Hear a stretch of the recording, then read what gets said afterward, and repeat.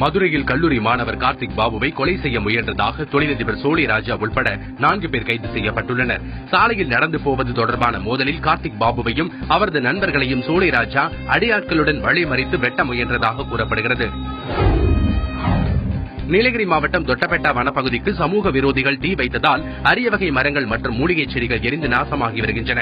காட்டுத் தீயை அணைக்கும் பணியில் தீயணைப்பு வீரர்கள் ஈடுபட்டு வருகின்றனர். வனத்துக்கு தீ வைப்பவர்கள் மீது கடும் நடவடிக்கை எடுக்கப்படும் என்று வனத்துறையினர் எச்சரித்துள்ளனர்.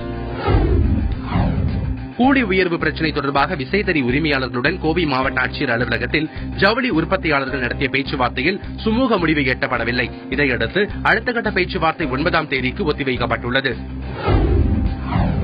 ஈரோடு மாவட்டம் கோபிச்செட்டிப்பாளையத்தில் விடுதலை ஆணை வழங்காமல் காலம் தாழ்த்தி வருவதாக சார் ஆட்சியர் மீது கொத்தடிமைகளாக மீட்கப்பட்டவர்கள் புகார் கூறியுள்ளனர். விடுதலை ஆணை கோரி அவர்கள் சார் ஆட்சியர் அலுவலகத்தில் நீண்ட நேரம் காத்திருந்தனர். விசாரணையில் மீட்கப்பட்டவர்கள் கொத்தடிமைகளாக நடத்தப்படவில்லை என்பதால் விடுதலை ஆணை வழங்கவில்லை என்று சார் ஆட்சியர் விளக்கம் அளித்துள்ளார். விழுப்புரம் மாவட்டம் கள்ளக்குறிச்சி பேருந்து நிலையம் முன்பு 2 மகன்களுடன் தாய் தற்கொலைக்கு முயன்ற சம்பவம் பரபரப்பை ஏற்படுத்தியுள்ளது. குடிப்பதற்கு பணம் இல்லாததால் வீட்டை விற்க முயன்ற கணவன் மீது புகார் அளித்தும் போலீசார் நடவடிக்கை எடுக்காததால் தற்கொலைக்கு முயன்றதாக சாரதா என்ற அந்த பெண் கூறியுள்ளார். சேலம் மாவட்டம் மேட்டூரை அடுத்த நவாப்பட்டி ஊராட்சி அலுவலகம் முன்பு பெண் ஒருவர் தீக்குளிக்க முயன்றார். 100 நாள் வேலை திட்டத்தில் வேலை செய்யும் மகேஸ்வரி என்ற அந்த பெண் தன்னுடைய அடையாள அட்டையை ஊராட்சி தலைவர் வாங்கி வைத்துக் கொண்டதாக புகார் கூறியுள்ளார். நெல்லை மாவட்டம் தென்காசி அடுத்த குத்துக்கள் வலசையில் போலீசார் வாகன சோதனையில் ஈடுபட்டிருந்தனர்.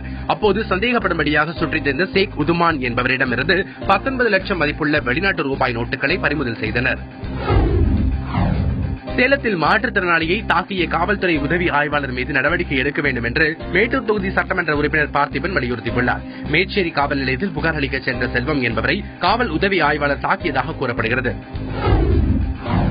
கணவரை மீட்டு தரக்கோரி 2 மாத கைக்குழந்தையுடன் நாகர்கோவிலில் சாலையில் அமர்ந்து பெண் ஒருவர் உண்ணாவிரதம் போராட்டத்தில் ஈடுபட்டார். பெனோசியா என்ற அந்த பெண் தனது கணவர் சிக்கந்தர் மைதீனுக்கும் வேறொரு பெண்ணுக்கும் தொடர்பு இருப்பதாக புகார் தெரிவித்துள்ளார். கணவரை மீட்டு தருவதாக போலீசார் உறுதியளித்ததை தொடர்ந்து உண்ணாவிரதத்தை அந்த பெண் கைவிட்டார்.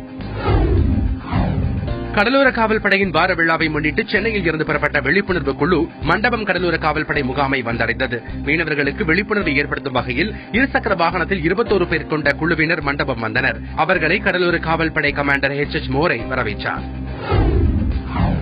மலைகளின் இளவரசி என்று அழைக்கப்படும் கொடைக்கானலில் 3000 ஆண்டுகள் பழமை வாய்ந்த பூம்பாறை குழந்தை வேலப்பர் கோயிலில் தேரோட்டம் வெகு சிறப்பாக நடைபெற்றது. 50க்கும் மேற்பட்ட மலை கிராமங்களைச் சேர்ந்த மக்கள் விழாவில் கலந்து கொண்டு தேரை வடம் பிடித்து இழுத்தனர்.